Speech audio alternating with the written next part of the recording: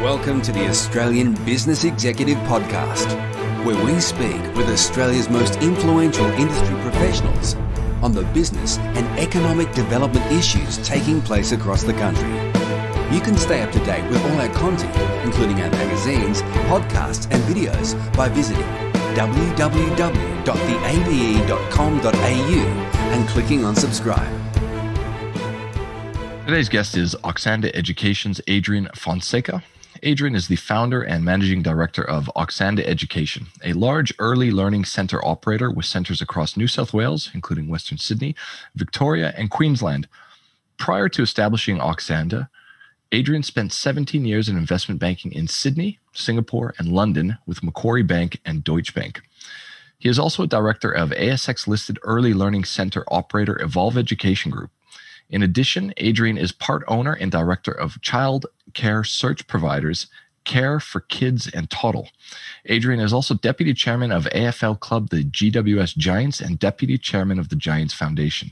He is married with 3 children and very passionate about the early education needs of children and is heavily involved in community groups relating to them. Adrian, thanks for joining us today. Thank you, Jesse. Great to be here. All right. So give us an overview of the childcare industry and an introduction to the Oxanda business. With pleasure. So we're in the business of long daycare, and that is your traditional form of childcare. There's obviously other forms such as before and after school care and family daycare. But the main industry piece is long daycare, which is the service that provides care and education for children approximately between sort of 7 a.m. in the morning and 6 p.m. at night. There's about 8,000 childcare centres nationally. It's a fragmented market, Jesse, and it's dominated by mum and dad operators as to about 75% that own 1 to 2 services, but it's changing dramatically. If you go back 30 years ago, that percentage was higher, but it's grown from a cottage industry to, I think, a very sophisticated, corporate offering, I should say. But I think that corporate piece is done by, a range of sophisticated groups that provide a high level of quality care. At the top end, you've got 2 very large providers, Good Start and G8, which have about 600 centres each, and then there's a group of sort of large operators in that sort of approximately 100 that are owned by sort of large private equity groups. And then I think there's a middle piece there where we sit in, which is the sort of sophisticated private operator group that operate between sort of 20 and 40 centres. I think the great thing about the childcare industry is that it's obviously an essential service, and we saw that most dramatically during COVID. Outside of the health industry, it's probably the only, one of the few industries where the businesses remained open throughout the crisis. So even during the sort of the second and very long lockdown in Melbourne, all of our childcare centres in Melbourne and Victoria were open, and there was obviously challenges regarding that. But I think it's important to note that the childcare was classified as an essential service, and it's definitely thought about that way by industry participants and the community and definitely the government. In terms of Oxanda, it's a group that I started in 2013. We grew originally by acquisition because I came from another industry, which is banking, and then in 2017 we sold most of that portfolio to a couple of large groups, including G8 and Good Start, and then we focused on greenfield centres. So we're 20 greenfield sites now with another 15 opening. And, by the end of our sort of growth phase in a few years, we'll be around, the 40 centre mark, which puts us sort of squarely in that middle of that sort of, large, private operator group. And I think the beauty of operating, greenfield services is you get to obviously develop a centre from the ground up, and you get to design it to your own spec and focus on exactly where you want to be. And it gives us great joy and pleasure in actually creating these services and bringing them to life. We've got, a passion and desire to sort of be in growth corridors, and we operate in Sydney, Melbourne, and Southeast Queensland in their growth corridors. Okay, great. Now, you're not originally from this industry, are you? No, that's right, Jesse. I was in investment banking. In my last role, I was based in Singapore and ran a strategic solutions business across Asia. But the benefit of being in Singapore was that there was two significant aspects. Firstly, my youngest was actually born in Singapore, and we got to experience sort of childcare and early learning in Singapore. And there's a heavy emphasis on obviously, education there and sort of learning through discovery. So it provided some great insights, and there were some elements to their business models in Singapore that we've adopted. The second thing is we were there during the GFC, which was obviously a very challenging time, and there was lots of different challenges and opportunities in business. And you may recall that ABC Learning Centres, the large listed operator, went into receivership in 2009. And from that was born Good Start. And the key proponents for Good Start were, social ventures, who together with some other charitable institutions formed a consortium to sort of bid and acquire, ABC out of receivership. And I had some, ex-colleagues from Macquarie Bank at Social Ventures, and I networked with them. That was Ian Limont in particular, who was a great advocate for me with Good Start. And I started a learning and discovery, mission with Good Start. And it was, when you start with a clean sheet of paper, and that's what I was, and a lot of people leave financial services and then just stay on the fringes of financial services. I had a vision and a sort of mission to do something totally different. But that clean sheet of paper turned into, I guess, a business plan that involved me, developing a childcare group, and then, going into it. And the rest is sort of history, as they say. But we grew mostly through our acquisition and then focused on, greenfield centres after that. But it really started from that sort of those days in Singapore. And how do you use your executive experience to benefit the Oxanda business? Well, it's a great question, because the interesting point here is that I don't have a Bachelor of Education and I don't have a background in education. But, in my last role, a large part of it, and when you're managing a team in any organization, is obviously about people and culture. And, those words are obviously, trolled out a lot, but, they really are true to, 95% of kind of what we do in any organization. And so I've really been benefited from, hiring great talent in that educational operational space, inclusive of, lawyers and finance and compliance people with that experience from other great organizations within the sector. And then combine that with, I guess, my own sort of, people and management skills and then financing skills. And I guess the key to this industry from a development perspective, and that's what we obviously like to participate in, so we create the centres that we get to operate, is, sourcing opportunities. And that's obviously networking with, developers and REITs and builders. And we have great partnerships with a range of different REITs like Arena REIT and Charter Hall. And there's obviously a necessity to network and discuss transactions with, the leading agents, which include sort of CBRE, Andrew Peluso down there in Melbourne, and Joshua Twelftree, and also, the builders in Sydney and Melbourne and Queensland are fantastic. In Sydney, we've got a great relationship with CCS and Lansky, and all of these opportunities kind of develop from a origination perspective. And then you've obviously got to,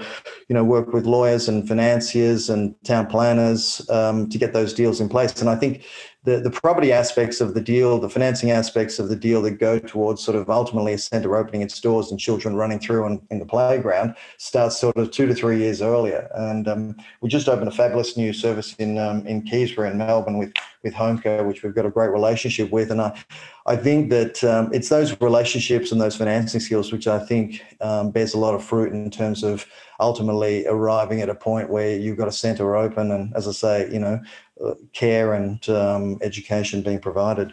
You're touching on it already, but in a practical sense, what is Oxanda doing differently compared to other childcare centres? Well, it's a great question. I mean, we're definitely for purpose, and I know a lot of not-for-profits will obviously go out there and say, well, for purpose, not-for-profit. We're definitely for profit, but what we find is that in terms of getting the purpose and the values correct, the profit and the results come naturally. So I think our 3 points of difference, to be honest, are, in no particular order, our people, our setup, and our focus on excellence. I think sort of dealing with those three in turn, as I said before, we've got great people who, have been fortunate enough to hire from, other industry players. And I think for whatever reason, I think they've been able to thrive in our particular sort of organisation and setup, because we have a very loose, tight structure, which is my answer to this first part is morphing into the second part, but we have a very loose, tight structure, which is based on sort of, me managing these people to sort of, deliver great outcomes. And they've got a great entrepreneurial and visionary spirit, and that comes through in everything that they do in terms of creating beautiful spaces, and then obviously creating philosophies and rituals and programs. And it's those philosophies and rituals and programs that really sort of, bring through the core values that are around sort of the care that really is the underpinning aspect of our offering. And that's what resonates with sort of families and children. In terms of our setup, and I've sort of touched on that already, I mean, we're a private group. There's sort of one director and one shareholder. That's myself. And what that means is that, we're sort of not beholden to a sort of, a listed market or a private equity group looking for sort of, fixed or increasing returns. And no disrespect to those groups. It's just to say that, when I go to a centre, I'm not really focused so much on the budget, albeit that, like any organisation, we have budgets. I'm focused on, are things right? Or can we improve things? Do we need a new fort? Do we need a new playground? Do we need a new bike track? Do we need new resources? And I'll always do what's right. And in getting things right, I think we end up sort of, winning the hearts and minds of the people that want to come to our centres. And then the focus on excellence is sort of really just an added nuance on what I said on the other 2 points. And that is that because we focus on being, providing quality care, value money sort of offering, that's the pillar that we hold true to. And in holding true to those pillars, we end up getting success as a derivative. So, we think it's important to just, provide a beautiful centre in a high needs area with great educators that really care for the children, and in caring for the children, that vibration comes through and just people just want to come naturally. Okay. And, where will you be taking the organisation moving forward? Well, we'll stay the same as we are, private, because we think we can do great things that way. But definitely, we love to grow. We've got a vision, as I said, to be around that 40 centre mark, sort of equally split between sort of Sydney, Melbourne, and Brisbane. I have no bias between any of those. I love all 3 states. I grew up in Sydney, and I went to high school and university in Melbourne, and spent a lot of time in Queensland. I find those 3 states is, from a sort of management perspective, easy, because, living in Sydney, I can be in Melbourne, and Queensland in 90 minutes and drive around, and we network with sort of other operators and people. We have an office, a large office in the Gold Coast, a large office in Melbourne, and a few operational people in Sydney aside from me. But I think it's just opening new services is the key. And I think in terms of doing that, it's not just growth for growth's sake. It's growth because in providing growth, we can provide opportunities bigger and better for people in the organisation. We have some fabulous people. I mean, all of our operations team used to be a centre director at one point in time. We will have more centres means, more growth in terms of a bigger opportunity and bigger envelope for, some of those centre directors to become operational managers, or even sort of, training or regional heads. And I think that it's important to sort of keep growing so that we don't remain static, but it's really growth from the perspective of, trying to create opportunities for more people. We got more than 500 employees, Jesse. I mean, if we can keep growing that and providing care in these communities, then I think we're going to get, great success as an organisation, but great success in those locations for all the people involved.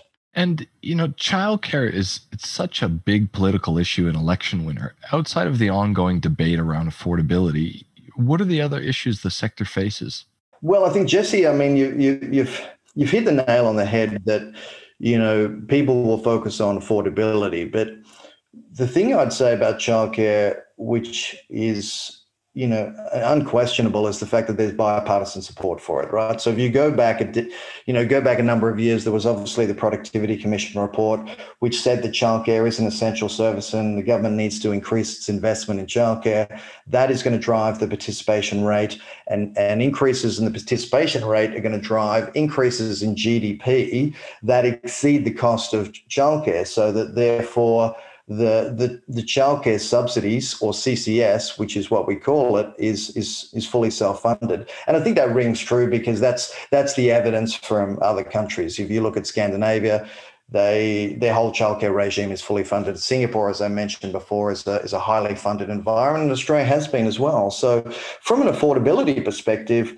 where affordability comes into is obviously what we call the gap, and that is the difference between the scheduled rate and the amount that the government will fund. And the government is always going to have a natural bias, and I think this is the right way to think towards obviously dual income, medium families, and there's a high level of funding provided all the way up to a family income of 185,000 at present. That tapers off between 185,000 and approximately 350,000, and then above 350,000 there's no childcare subsidy. So it's obviously less affordable the higher income group or bracket you're in, but then by nature, then there's obviously more disposable income to fund childcare. So the meaty part of the curve is where the government wants to fund, and I fully support that. And that's certainly where all of our centres are in. I mean, I think with all of our centres, with the exception of one, would fall below the sort of government mandated scheduled rate. So therefore, the gap that parents are paying is actually quite marginal. So in a location where the fee might be, say, $110, the government would in that scenario, subject to the CCS, but I'm generalizing here, would probably contribute around the sort of $95 to $100. So the gap the parent pays is in the order of $10, which is very affordable. Obviously, like any business, it's subjected to increasing rents and wages go up annually every year in relative to the award, and we'll always pay above the award. So you're looking at sort of rent increases linked to inflation, you're looking at wages linked to inflation, so that there's always going to be a fee increase. I mean, the affordability aspect comes in as follows, that there are operators that will seek to continuously, jack up prices above CPI. It's sort of 2 to 3 times CPI, and I think that's where the affordability issue comes into play. And what should happen there is the natural forces of demand and supply, self-correct that situation, and that there's a new operator that comes in. And I hope in that situation there is. The issue you find is that there are obviously land shortages in a number of, key demographical areas with, a high proportion of young families. So if you take the inner west in Sydney, or other certain inner locations in Brisbane and Melbourne, there's obviously a shortage of land, but a plethora of young families, and so affordability does become an issue. Overall, I think you'll find that it's a pretty balanced market, nationally, but there are obviously issues where there's either a lack of childcare or sort of, higher than normal fees, and but I think that's in the minority. Look, we've had a good chat. We're towards the end of it today. Before we finish, is there anything you'd like to mention or have not yet had a chance to address? No, I think it's just the only thing I would say is that I think it's a great industry. The beauty of the industry is that I think it's well aligned with government. It's well aligned with social purpose, and I think that as a social infrastructure asset, it's a great industry to be involved in. I think I think when I go to the centres, and I get a lot of enjoyment from going to centres, seeing children running around and, playing on forts and in sand pits and learning about dinosaurs and volcanoes, and becoming school ready and socialising. I find it extremely rewarding. The one thing I'd say is that, we can't really invest enough, I think, as a society in social infrastructure, and I think we saw that in COVID.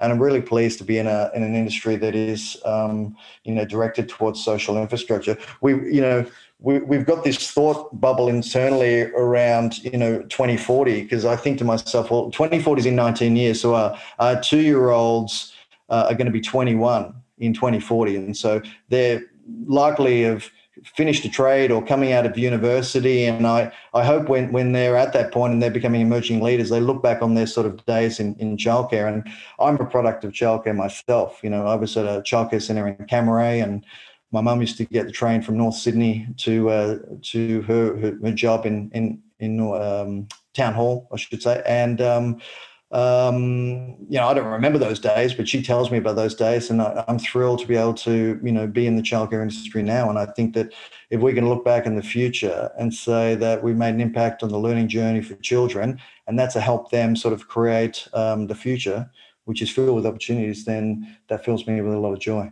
Excellent. Well, Adrian, thank you very much for your time today. Appreciate that, Jesse. All right. All the best. Bye now.